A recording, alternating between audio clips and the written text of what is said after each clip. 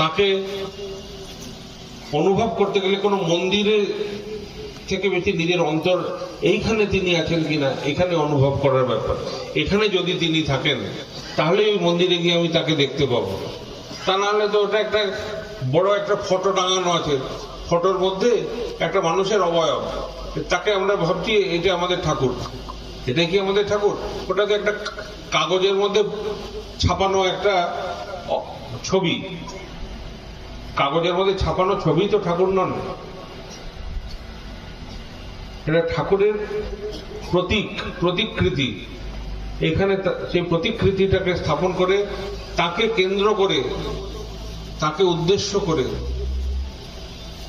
তাকে অভিমুখ্য করে আমাদের এই যে সমবেত সাধন, আমাদের প্রত্যেকের অন্তর নিংড়ানো যে ভাব, সেই ভাবটাকে জাগা হচ্ছে এটা আমাদের মিলন ক্ষেত্র, মিলন স্থল।